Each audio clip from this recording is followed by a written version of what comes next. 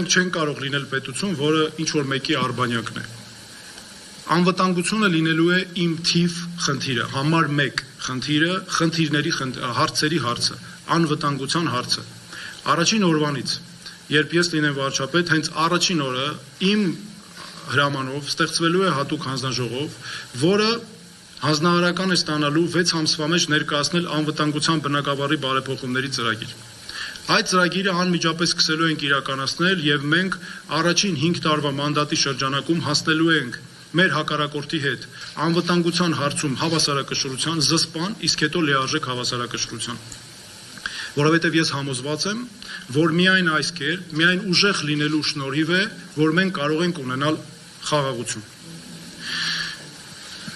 Մենք մշակել ենք հստակ տնտեսական աճի ծրագիր, այդ ծրագիրը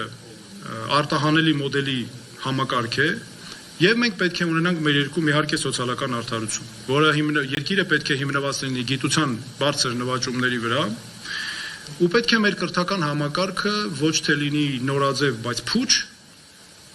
այլ իրական կրթական համակարգ, որը մեր քաղաքացիներին ձևավորում է իրական քաղաքացիներ եւ այնպիսի քաղաքացիներ, որոնք իրենց են կերտում իրենց կյանքը եւ ինքնուրույն են դա անում։ Մենք պետք է լինենք իհարկե նաև ամբողջական, նաև բարեփոխման է ենթակա մյուս համակարգերը, բուհական համակարգը, կրթական։ Իհարկե նաև այս ամենը պետք է արվի Սփյուռքի հետ միասին։ Եվ օրինակ անվտանգության համակարգում մենք առաջնահերթ աշխատելու ենք թե Հայաստանի մասնագետների հետ, թե նաև Սփյուռքի մեր հայրենակիցների հետ։ Ու նաև պետք է գնահատենք բնականաբար Սփյուռքի մեր հայրենակիցներին, նրանց վաստակը եւ ներդրումը։ Օրինակ, այդպիսի լուծումներից մեկը անմիջապես լինելու է օդանավակայանը անվանել Շարլ Ազնավուր օդանավակայան, որը կարծում եմ գնահատական է կարևորագույն։ Բացի այն, որ մասնագետների նաև հրավիրելով ենք անելու մյուս լուծումները։ Եվ հիմա գիտեք, ես վերջում նաև ուզում եմ մի կարևոր հարցի անդրադառնալ։ Տեսեք, ինչ է տեղի ունենում։ Նիկոլ Փաշինյանը պաշտոնաթող նախագահներին անընդհատ հրավիրում է բանավեճի։ Եվ ինքը այդ իր ատելության,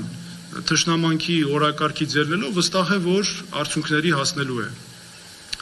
Նախկին ժամանակների սխալները օգտագործելով եւ այլն,